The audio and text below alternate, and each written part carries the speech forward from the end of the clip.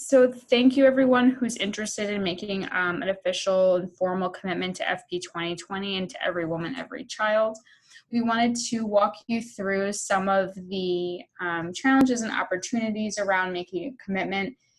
In order to help you better understand how to make a commitment, we're just going to lay out some of the questions that we commonly get and hope that you can, that this conversation will allow you to better understand how to make a commitment and why to make a commitment. So every organization that we've reached out to, every youth-led organization, is tied one way or another directly to FP 2020. So you may already know some of this information, but just for the common good of everyone, we'll just walk through a few common pieces. Next slide, please.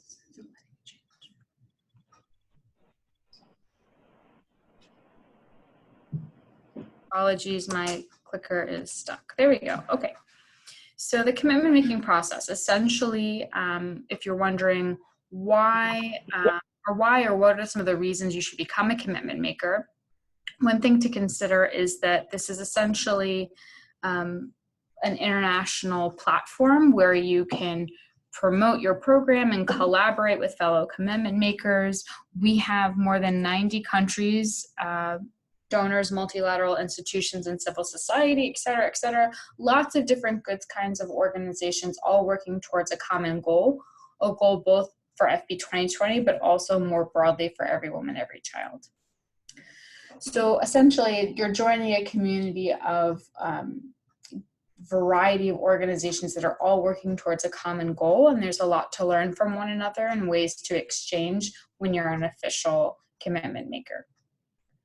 So last year, when we had a handful of youth-led organizations make commitments at the London Summit in the summer of 2017, one of the most common concerns that youth-led organizations had was, things change for me all the time. I'm not always sure whether or not I can make or will be able to meet my commitment if my funding changes, or if my staff changes, or if my volunteers change.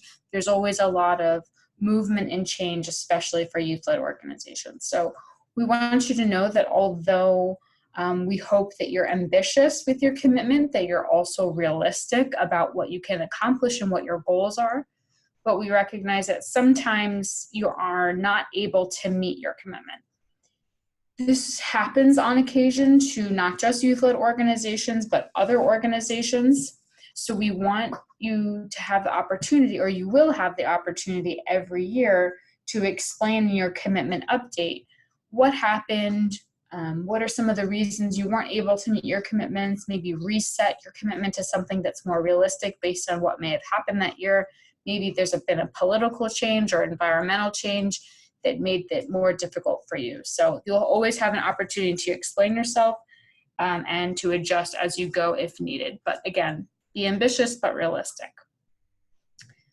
So unlike larger organizations, some youth-led organizations struggle with funding.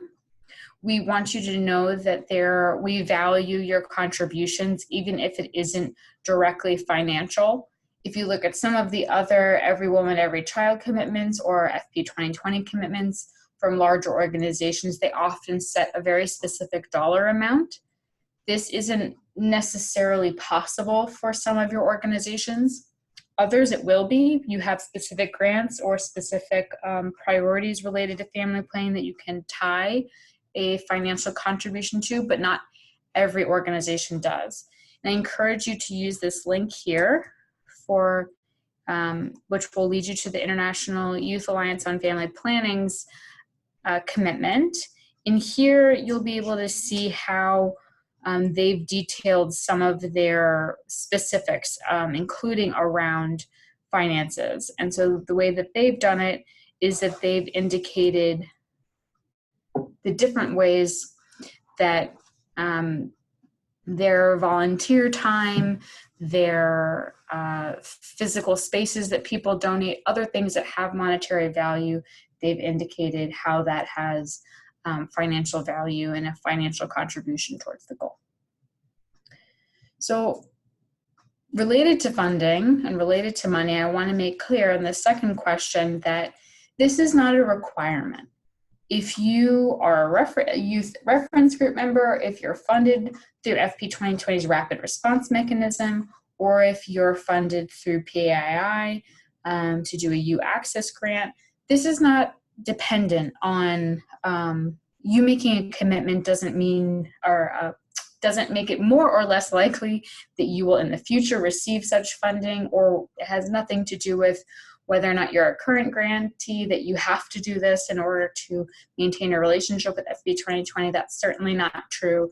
This is definitely voluntary, and we want people to feel inspired to join a community of global leaders and experts. And again, very much voluntary, but we hope that you consider making a formal commitment.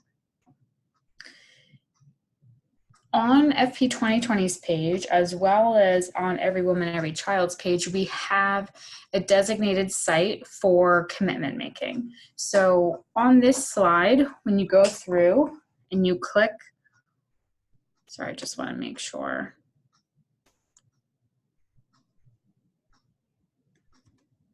We're just adjusting something really quickly. All right, so when you go through this slide, when we send them out, you can click onto this page or onto this link here. You can see it, I'm just highlighting it now. This link will lead you to the page below, which explains a little bit more about the commitment making process and details some different pieces. Similarly, Every Woman, Every Child has a commitment portal, which will be where you eventually make your actual commitment and you make a login detail. And Nora from Every Woman, Every Child will highlight this a bit. But before I pass it over to Nora, I wanted to explain that we anticipate you all drafting a commitment within the next week or so. Please do a strong first draft using the attachment to my original email. We'll be sure to send it out along with this recording. You do a strong first draft, and then the staff at FP2020 and the staff at Every Woman, Every Child will do a first review to give you critical feedback to make sure that that commitment goes through the processes and gets accepted at the end. So once you've received that additional feedback, which we'll do our best to turn around quickly to you, you've got it in a finalized form, we approve it, and then you can submit it via the portal. And then there's an additional processes that Every Woman, Every Child does, which I believe Nora will walk us through a bit now, as well as give some additional highlights on questions that she typically gets from commitment makers. Nora?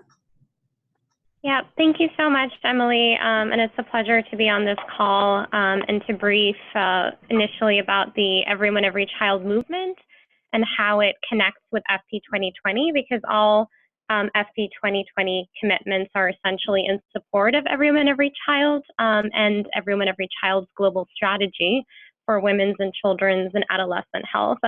So I think I will take a step back and just explain what is Every Woman, Every Child and how the relationship works and what is and how does it fit into the broader architecture for Every Woman, Every Child. So essentially, Every Woman, Every Child was initially launched in 2010, just very briefly, by the former UN Secretary General. And it's a global movement that aims to mobilize and intensify international and local action by various multi-stakeholders. And that includes governments, multilaterals, the private sector, and very importantly, young people, in order to address key challenges that are facing women, children, and young people around the world. So it is currently spearheaded by the current Secretary General, Antonio Guterres, who sits as our senior co-chair for our board, because Every Woman, Every Child has really proven to be a model for successful and transformative partnerships. So we do continue to be that catalytic multi-stakeholder platform in order to ensure that women, children, and young people are at the center of the Sustainable Development Goals, and of course now the Universal Health Coverage Agenda. And so the movement does put into action our common roadmap, which is the global strategy for women's, children's, and adolescents' health, and that is a common roadmap that all partners have rallied around in order to end, of course, all preventable deaths for women and girls within a generation, and improve their physical and mental health and well-being. And a key component of the global strategy, of course, is universal access to sexual and reproductive health and rights. And of course, various initiatives are part of that larger IWIC platform and architecture, including FP2020, which is a supporting initiative in order to mobilize commitments in support of the global strategy. So we all have that common strategic vision and roadmap that we're all aligned around. And it's a very important in order to help push this agenda forward. And all commitments that will be helping to achieve the FP2020 goal, which I know a lot of you are familiar with, ensuring that 120 million women and girls have access to contraceptives by 2020. This is also in line with the global strategy and in line with SDGs 3 and 5. So just to give you context about our commitment platform, which is more broader, the Everyone Every Child commitment platform, since the launch of the updated global strategy until the end of 2017, we currently have 302 commitments from over 200 multi-stakeholders, and almost 70 countries have committed to the global strategy. And many of these commitments have been mobilized by FP2020, which we're very proud of, and it's a very strong collaboration and partnership.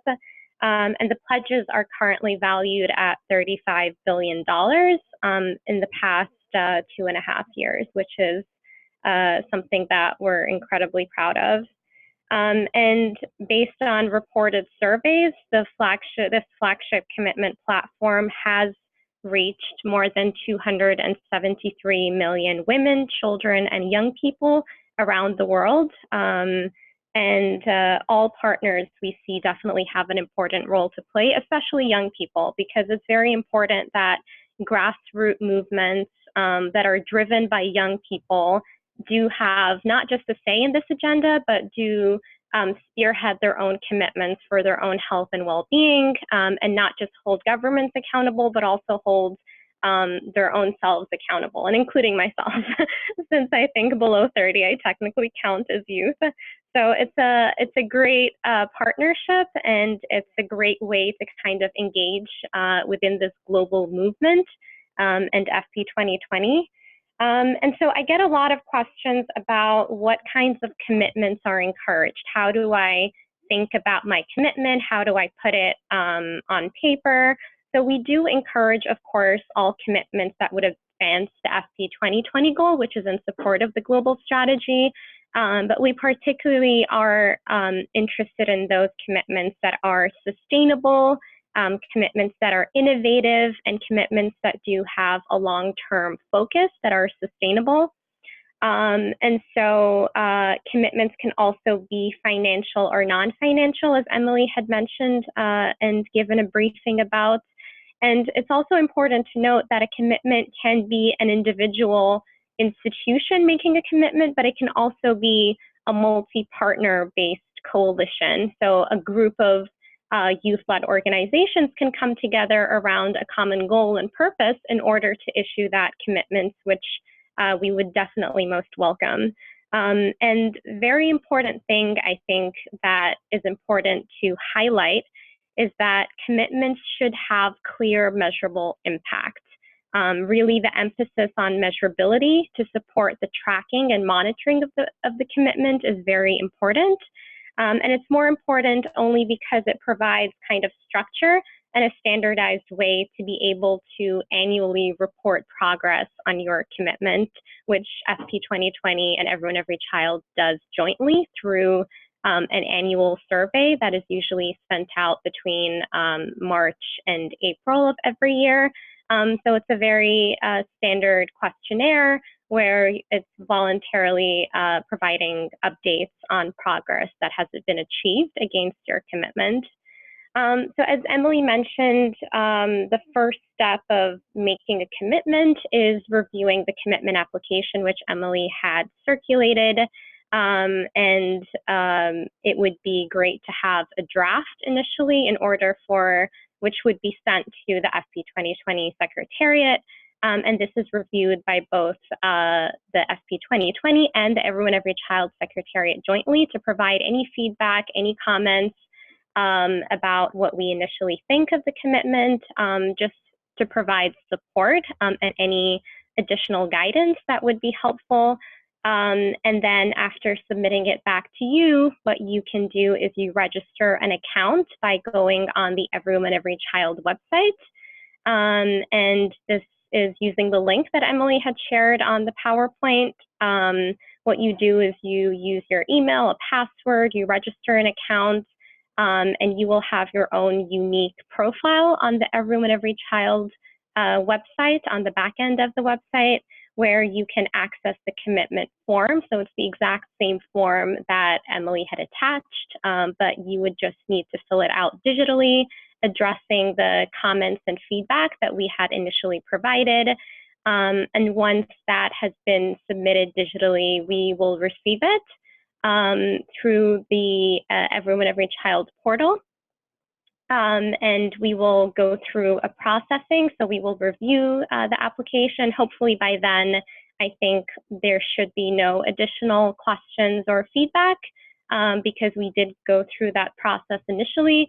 But if there are any follow-up questions, just any minor thoughts, then we will email you and kind of follow up in order to address these questions. And then hopefully it does get accepted. And after the acceptance, what we will do is we will send you a joint acceptance letter, which is signed by FP2020 and the Everyone Every Child Secretariat, formally accepting the commitment.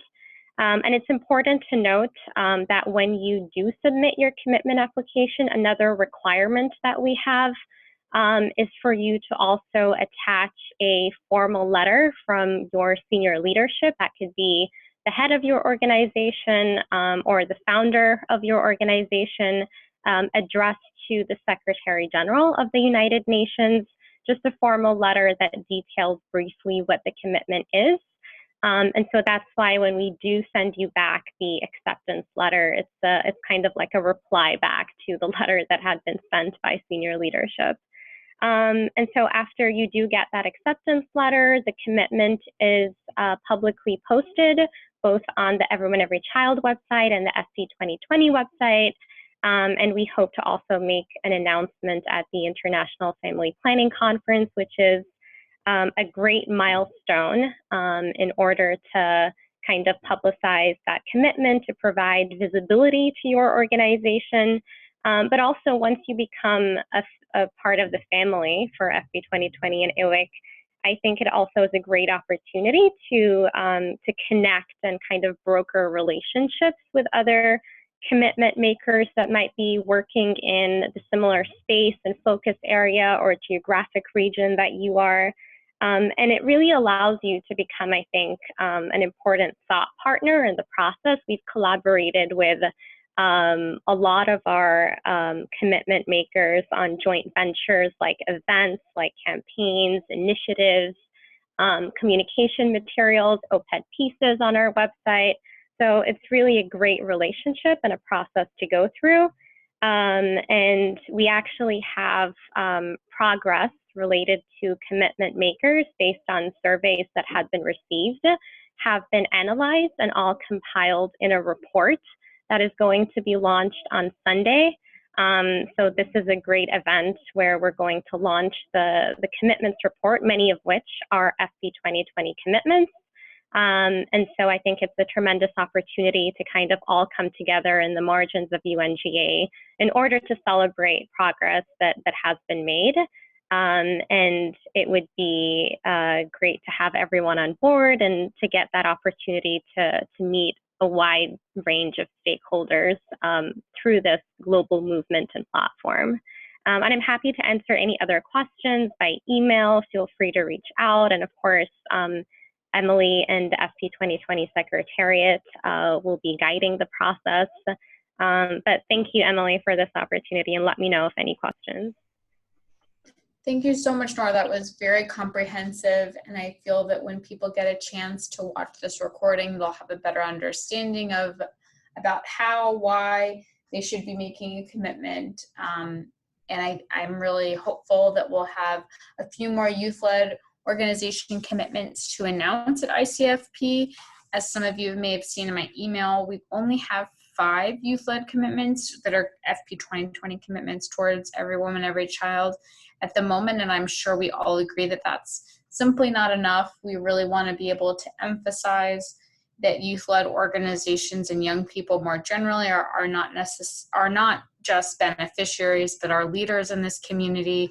And one great way to do that is to become a commitment maker and show how you're contributing towards the SDGs and towards the FP 2020 goal, and that you have something very strong to offer this community, and it's a very official way of declaring that, which we are all very supportive of that concept, and we want to be able to showcase your good work going forward.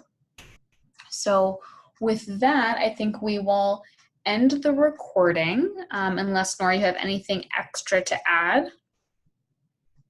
No, but I'm reachable by email, so feel free to reach out if any questions. But we hope that you will join the family. Okay, great. Yeah, we'll both be available via email, and we look forward to working with all of you to help your commitments come to reality. Thanks.